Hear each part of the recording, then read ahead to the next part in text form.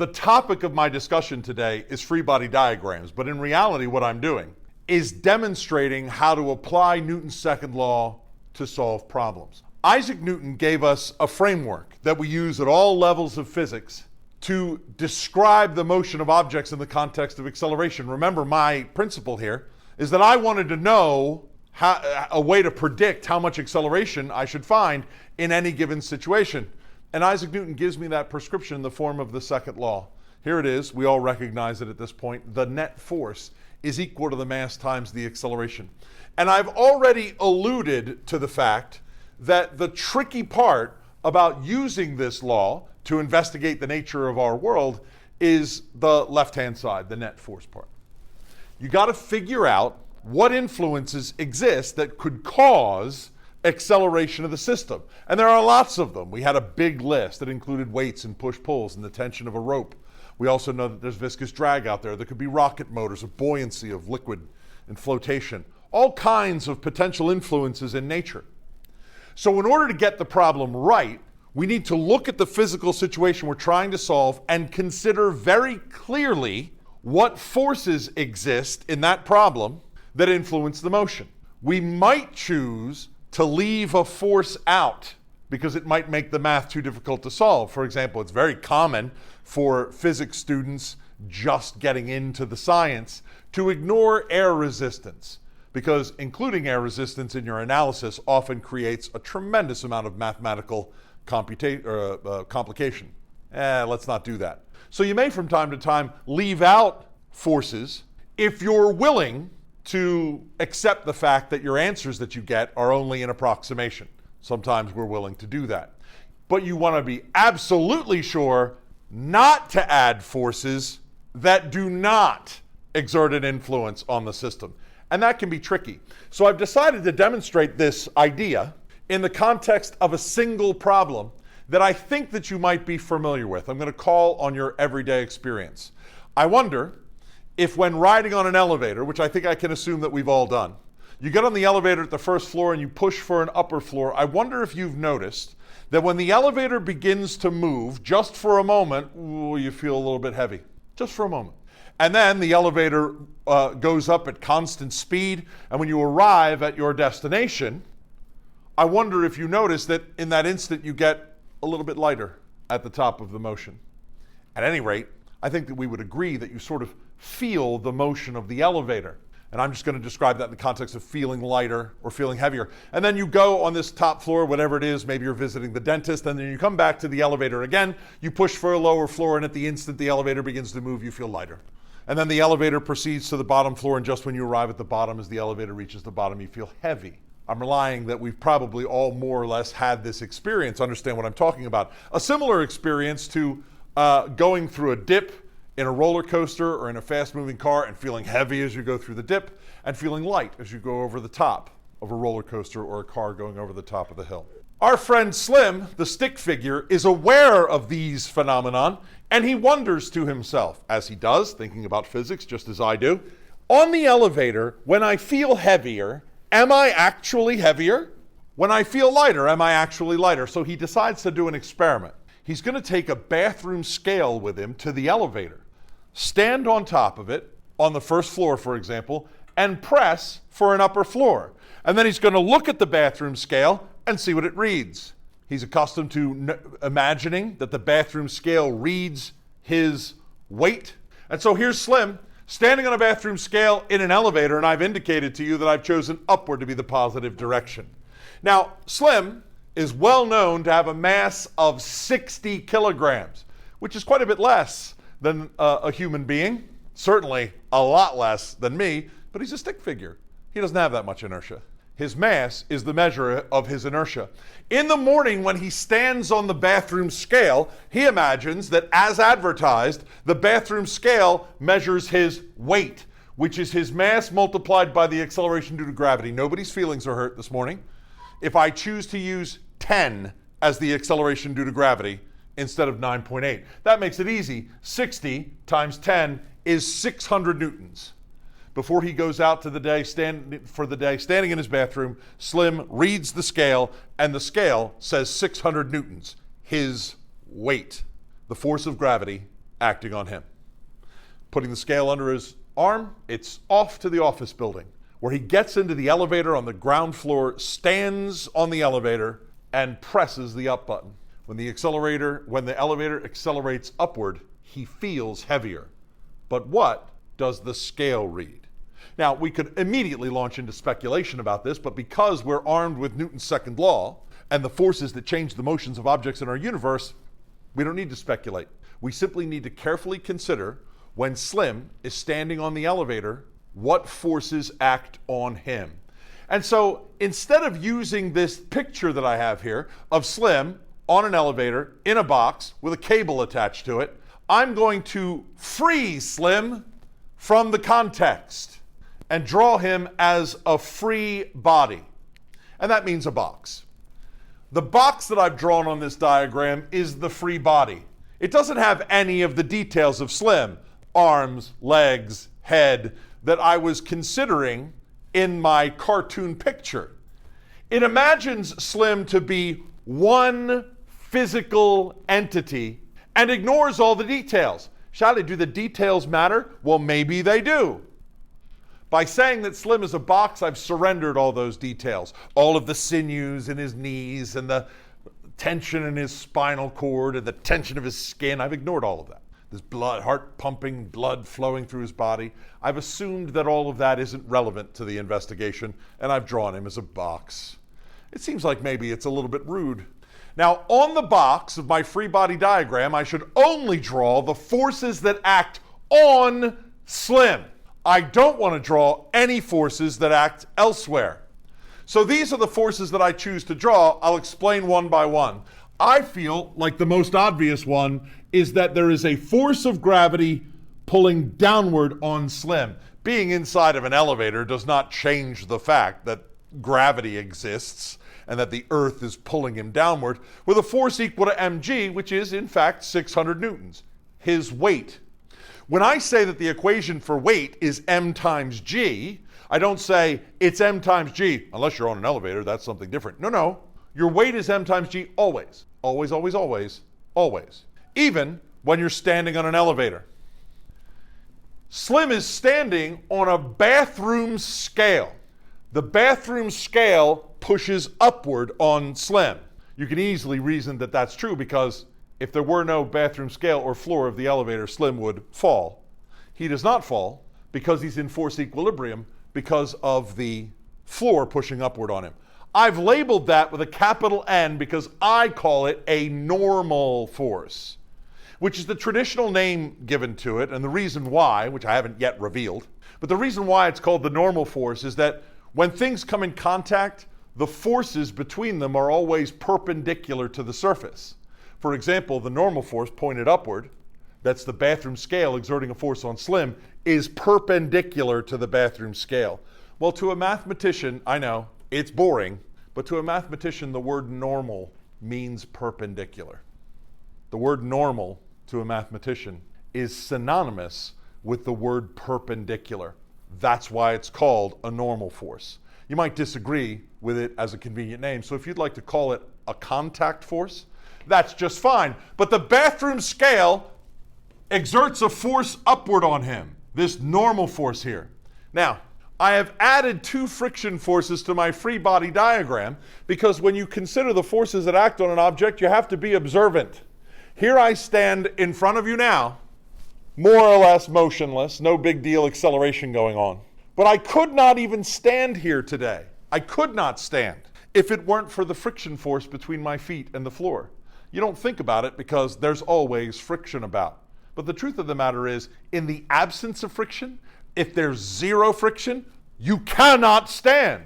You absolutely can't. You just fall over. It's sort of similar to being on ice where there's very little friction. On ice, it's difficult to stand. But the friction on ice is not zero. There's a little bit. So if you're really careful and clever and you keep your balance well and you stay nice and centered, you can stand on ice. As soon as you start to walk, you get in trouble because walking also requires lots of friction between yourself. So I've included a friction force to the left and to the right because to keep his 2 feet in place, Slim needs a friction force to the left and to the right. I've added these on my diagram because I wanted my diagram to be complete. I wanted to include on my free body diagram all of the forces that could affect the motion of Slim. And I've done that. But really what I'm interested in is the up and downy motion of the elevator. Now I've drawn the normal force upward, and I suggested that I think the upward direction is the positive direction. I choose that. I don't think you disagree. And I say the downward direction is the negative direction. So the forces that affect the vertical motion of Slim on the elevator are the normal force upward, a positive force, and the weight force downward, a negative force. And now I'm going to use my free body diagram that I carefully drew here, considering all of the forces, to write Newton's second law for this situation. Newton's second law, according to this free body diagram, which the sum of the forces is equal to the mass times the acceleration. I'm only considering here the forces that act vertically. You might call it the y-axis. So I've written here the sum of the forces along the y-axis is equal to the mass times the acceleration along the y-axis. So I'm going to add up these forces. I'm going to add the normal force and the weight. Watch me go. I'm going to add the normal force and the weight. Normal force minus mg. Wait, hang on. You said you were going to add those forces like 3 times and then you subtracted. What is wrong with you? No, I added them. I took the positive normal force, which I call positive because it points upward in the direction that I've chosen to be positive. I took the positive normal force and added to it the negative weight, and I call the weight negative because it points in the negative direction. So even though it's subtraction, it's the sum of the forces, because we remember that forces are vectors. And vectors have not just an amount, but also a direction. So this equation, I happily put a box around. Honestly, it gets a fancy name. It's called the equation of motion. Oh. It's a relationship that I've created out of Newton's second law that describes the behavior of Slim riding on an elevator. That's kind of a big deal.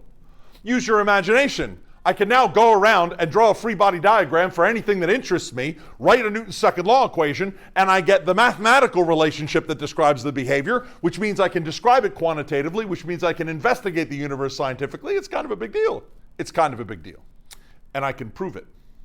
Because what I was investigating here was this strange phenomenon that when I get on an elevator and I push the up button, I feel heavy. And when I reach the higher floor, my destination, I feel lighter. This equation that I've created from Newton's second law reveals the truth. That's pretty fancy. Reveals the truth. One thing you have to understand is that when you stand on a bathroom scale, it does not measure your weight. Oh, that's good news. That's excellent news, particularly for me. What your bathroom scale is measuring is how hard it has to push up on you. Your bathroom scale doesn't know anything about you. It's not personal. Your bathroom scale does not imagine you and all of your fat cells and all of your muscle cells and all of your bone cells heaped up on top of it. Your bathroom scale either has springs or little piezoelectric crystals inside of it, which measure the force it has to exert upward on you. The bathroom scale reads the normal force.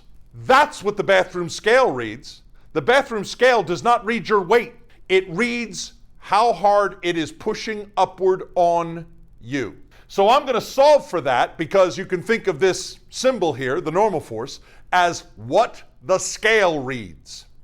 What the scale reads is equal to the mass times the acceleration plus mg. That's what the scale reads. What the scale reads is the mass times acceleration plus mg. What if the acceleration of the elevator is 0? Just like the acceleration of your bathroom. I'm pretty sure your bathroom, which is where you find the bathroom scale, is not accelerating. Pretty sure. And if the acceleration is equal to 0, then what does the scale read? The scale reads your weight. The only reason the bathroom scale works in your house and reads your weight is because you're not accelerating. But consider if you're in the elevator and you push the button to go to an upper floor. Let's make up some numbers. Let's say I push the button and the elevator is going to accelerate upward at 2 meters per second squared. That's the acceleration of the elevator. What does the scale read when Slim rides on an elevator? I've got an equation for that. 60 kilograms is his mass multiplied by the acceleration is 2 plus 600 works out to 720 newtons. His weight is 600 newtons. When he presses the button and the elevator accelerates, he looks down at the scale and the scale goes, whoa, 720. And he feels heavier. Has the force of gravity on him increased? Is he heavier? Force of gravity increased? Remember, the force of gravity is the weight. The weight is mass multiplied by g. Has that number increased?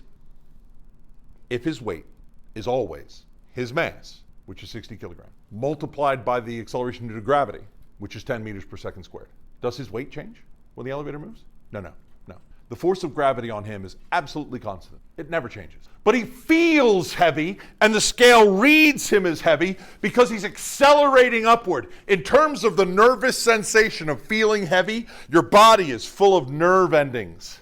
And when you accelerate upward, all of the squishy sinews and viscera of your body force upward, and your nerves fire, and they tell your brain, oh, I feel a thing. You're not actually heavier. You're accelerating. But then you get to the top floor, and now the elevator has to stop. In order to stop, I'll have to subtract velocity away in every second, and that means an acceleration of -2 meters per second squared. And I'll recalculate using the same equation, because I have an equation for what the scale reads when Slim rides on an elevator. 60 kilograms now times -2, vectors matter, plus 600 is 480 newtons. Slim's weight, which he's accustomed to walking around in his daily life, is 600 newtons. The scale now reads less. Does he actually weigh less? No, he does not weigh less. But he feels it because of the contact forces everywhere in his body and the way the nerve endings fire when he accelerates to rest at the top of the motion. Here's something a little sinister. In Slim's universe, I have godlike powers, so I'll cut the cable that supports the elevator and I'll allow the elevator to free fall downward. If I cut the cable to the elevator and allow the elevator to free fall, the acceleration of the elevator will be, in our calculation, -10 meters per second squared. Free fall acceleration. But the equation for what the scale reads when Slim rides on an elevator is the same. When the acceleration is -10, or -9.8 meters per second squared if we're being precise, what the scale reads when Slim rides on an elevator, this equation's still valid, 60 times -10, which is -600, plus 600 is 0. The scale reads 0. And the experience of Slim inside the elevator is weightlessness. He's floating around inside the elevator compartment. He can do flips. He can eat Jell-O in amusing ways through a straw. Everything floats as he experiences weightlessness. Is his weight 0? No, as he's going to discover when the elevator hits the ground. But until that happens, in free fall, he feels weightless. And I now understand the nature of my universe much better. Dig this. When you see videos of astronauts in space stations or spacecraft orbiting the Earth and they're floating around weightless, they are not weightless. The force of gravity still acts on them. Good thing, too, because Isaac Newton told me in the first law that an object subject to 0 force goes on and on in a straight line forever. If it weren't for gravity, the space station or spaceship would fly off in a straight line and never come back again. See ya, it's over. There's plenty of gravity in space. There's a little bit less because it turns out as you go away from the surface of the Earth, the effect of gravity weakens. Here on the surface of the Earth, it's 9.8 meters per second squared. Where the International Space Station orbits the Earth, it's about 8.5. So yeah, it's a little bit less, but not a whole lot less. Those astronauts floating whimsically around inside the space station are not weightless. They are falling. The satellite, space station, spaceship is falling toward the surface of the Earth in free fall. Which is alarming because you then immediately imagine that the International Space Station is going to eventually crash right down onto the surface of the Earth. But it doesn't. And the reason why is that as it falls, it's also going horizontally very, very fast. So fast, in fact, that it only takes 93 minutes for the International Space Station to go completely around the Earth. 93 minutes. It's moving very, very fast horizontally. And so as it falls to the Earth curves away. Perpetual free fall. Motion under the influence of gravity, because it is not weightlessness. It's free fall, acceleration. I was able to figure all of this out by being very careful about the forces that influence the motion and drawing a diagram that showed them very clearly. So I could write Newton's second law, which gives me an equation that describes all states of motion that I'm interested in.